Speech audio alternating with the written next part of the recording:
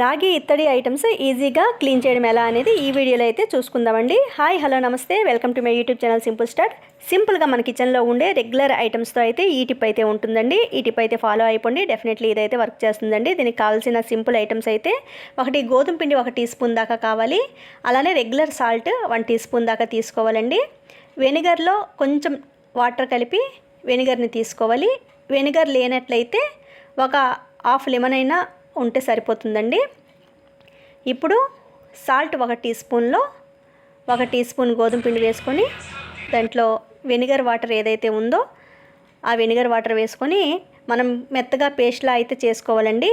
మెత్తగా పేస్ట్ అయిన తర్వాత మన ఇంట్లో ఉండే ఇత్తడి రాగి ఐటమ్స్ ఏవైతే ఉన్నాయో నల్లగా మరకలు అయిపోతూ ఉంటాయి కదా, వాటిపై ఈ పేస్ట్ని అయితే అప్లై చేసుకొని ఒక 10 to 15 మినిట్స్ అయితే అలాగ అప్లై చేసుకొని పక్కనైతే ఉంచుకోవాలండి.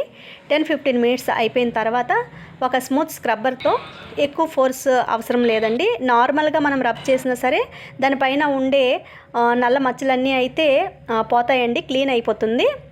మీరు ఈ టిప్ అయితే డెఫినెట్లీ యూజ్ చేసి చూడండి, డెఫినెట్లీ ఇదైతే వర్క్ చేస్తుందండి. నా ఈ టిప్ మీకు నచ్చినట్లయితే లైక్ చేయండి, షేర్ చేయండి, సబ్స్క్రైబ్ చేసుకోవడం మర్చిపోకండి. ఇప్పుడు దాకా సబ్స్క్రైబ్ చేయని వాళ్ళు ఎవరైనా ఉన్నారంటే డెఫినెట్లీ సబ్స్క్రైబ్ చేసుకోండి. Bye bye.